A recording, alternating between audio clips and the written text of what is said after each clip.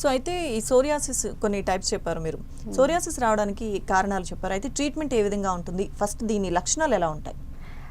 Psoriasis లక్షణాలు అదే అంటే ఫస్ట్ వాళ్ళకి చిన్నగా దోమ కొట్టినట్లుగా చిన్న చిన్న ర్యాషెస్ రావడం ఒళ్ళంతా చాలా టైనీగా వస్తాయన్నమాట, రెడ్ బంప్స్ లాగా.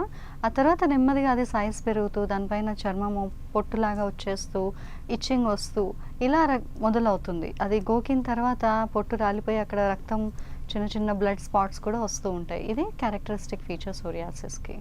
ఓకే. అంటే ఏ ఏజ్లో వరకు వచ్చే ఛాన్స్ ఉంటుంది అంటారు ఎక్కువ? ఇది జనరల్గా అంటే మిడిల్ ఏజ్ వాళ్ళకి, చిల్డ్రన్ ఎవరికైనా రావచ్చు, దీనికి ఏమి పర్టికులర్గా ఏజ్ అనేది లేదు.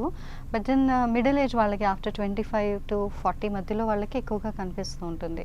కానీ ఈ కాలంలో మనం పేషెంట్స్ని జనరల్గా క్లినిక్లో అబ్జర్వ్ చేస్తూ ఉంటే చిన్నపిల్లలకు కూడా కనిపిస్తుంది. 5 years 10 years పేషెంట్స్ కూడా ఉన్నారు. అలాగే 60+ ఉన్న వాళ్ళు కూడా ఉన్నారు, 30sలో ఉన్న వాళ్ళు కూడా ఉన్నారు.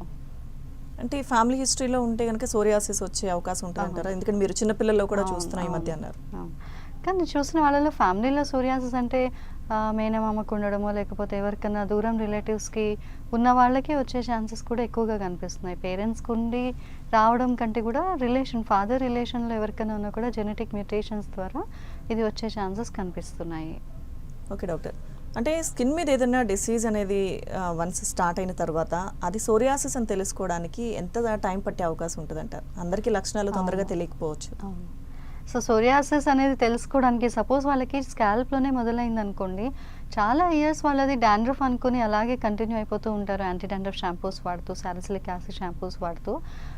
తర్వాత ఎప్పుడైతే వాళ్ళకి తలలో బాగా పొట్టు ఎక్కువ అయిపోయి మొత్తం బట్టలంతా కూడా పడిపోతూ ఇలా ఒక రకమైన స్మెల్ వస్తూ లేకపోతే అట్టలాగా కట్టిపోయి తలంతా బ్లడ్ వస్తూ ఇలాంటి సిచ్యువేషన్ వచ్చిన తర్వాత అప్పుడు వస్తారు ఇదేదో అవుతుంది మాకు అని. వాళ్ళకి ఆల్రెడీ స్టార్ట్ అయిపోయి ఆల్రెడీ ఒక 5 years 8 years అలా అయిన కేసెస్ కూడా ఉంటాయి అన్నమాట.